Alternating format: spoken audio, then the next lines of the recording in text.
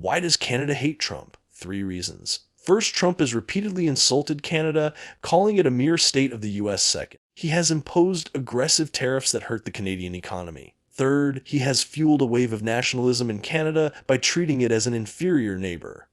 But there is more, a lot more. Let me show you 5 reasons why Canada hates Trump. The tariff war that backfired. Trump thought he could pressure Canada into submission by slapping massive tariffs on its exports, targeting steel, aluminum, and other key industries. He framed it as a move to protect American businesses, but the reality was much messier. Canada did not back down. Instead, it responded with its own tariffs, hitting American companies where it hurt. Suddenly, everyday products became more expensive on both sides of the border, trade slowed, businesses struggled, consumers felt the impact in their wallets. The chaos did not stop there. One day, tariffs were in place. The next, they were lifted.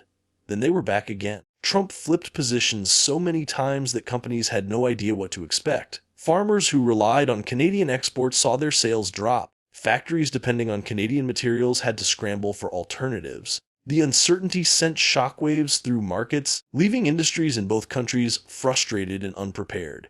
Trump's strategy did not just fail, it backfired completely. His goal was to strengthen the United States, but his tariffs ended up weakening both economies. Canada, refusing to be bullied, built stronger trade relationships with other countries.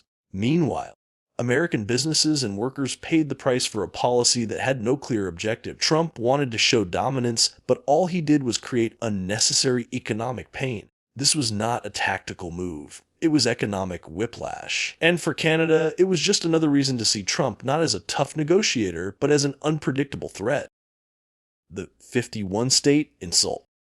Trump did not just criticize Canada, he mocked its very existence as an independent nation.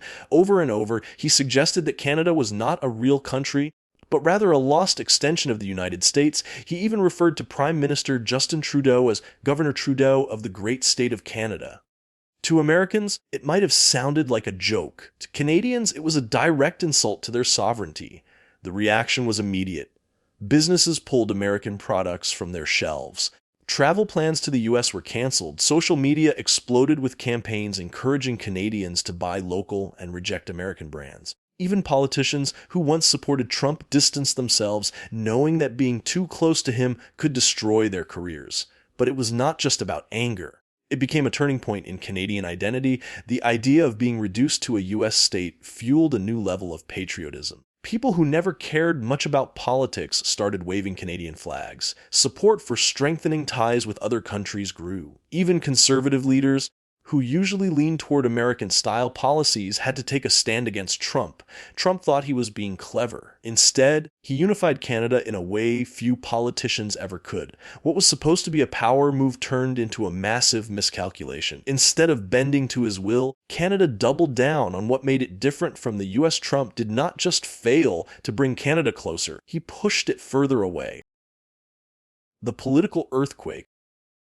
Before Trump, Canada was heading toward a major political shift. The Liberal Party, led by Justin Trudeau, was sinking fast. After years in power, Trudeau's approval ratings had collapsed, and the Conservative Party was on track to win the next election.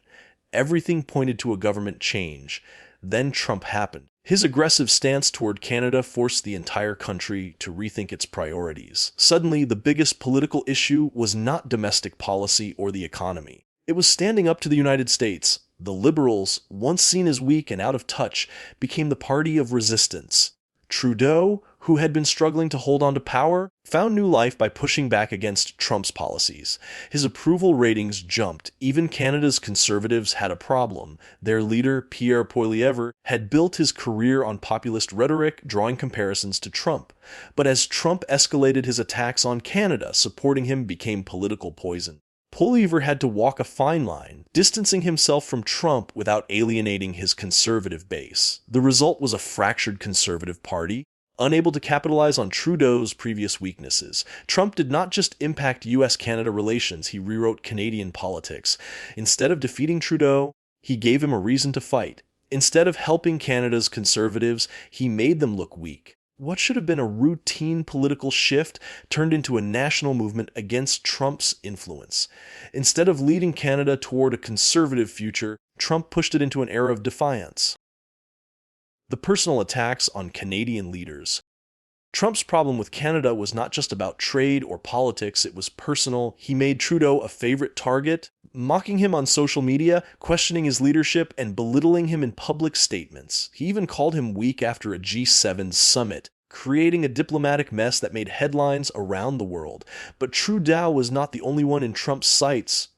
Other Canadian officials faced similar treatment. He dismissed their concerns, insulted their policies, and acted as if Canada's government did not matter. His message was clear: he did not take Canada seriously. At one point, he even suggested that hockey legend Wayne Gretzky would make a better leader, as if Canada's political system was just a joke. For Canadians, this was not just disrespect. It was a challenge. The more Trump attacked their leaders, the more determined they became to push back. His insults did not weaken Trudeau. They strengthened him. His dismissive attitude did not make Canadians question their government, it made them rally behind it. Instead of undermining Canadian leadership, Trump ended up uniting the country against him. His attacks, meant to show dominance, only reinforced Canada's resistance. What should have been minor political disagreements turned into a national movement to stand up to a leader who refused to show even basic respect. Trump thought he could intimidate Canada. Instead, he gave it even more reason to fight back. The broken relationship. For over a century, the United States and Canada had a partnership built on trust. They traded freely, cooperated on security, and stood together on the world stage. The border between them was one of the most peaceful in history. It was not just about politics, it was about shared values. Then Trump came along and shattered that stability. He treated Canada not as an ally, but as an opponent. He imposed tariffs, insulted its leaders, and questioned its sovereignty. His unpredictable decisions created uncertainty in trade, forcing Canadian businesses to rethink their reliance on the US. Instead of working together, the two countries found themselves in a constant state of conflict. Canadians took notice. Public opinion shifted almost overnight. Once, America was seen as a trusted neighbor. Now, many Canadians view it as unreliable. Calls to reduce economic ties grew louder.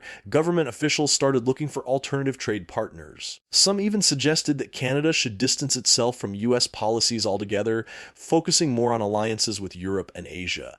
Trump did not just cause temporary tension. He created long-term damage. The close relationship that took generations to build is now filled with mistrust. Even after Trump, Canada will not simply return to how things were. His actions forced the country to rethink its dependence on the United States, and that shift is not going away anytime soon. Trump's actions created a deep divide between Canada and the US. What was once a friendly relationship is now strained by insults, economic warfare, and political chaos. Canadians aren't just frustrated, they are furious, and that anger isn't fading anytime soon. So, can the damage be undone? Or has Trump permanently changed US-Canada relations? Let me know what you think in the comments below.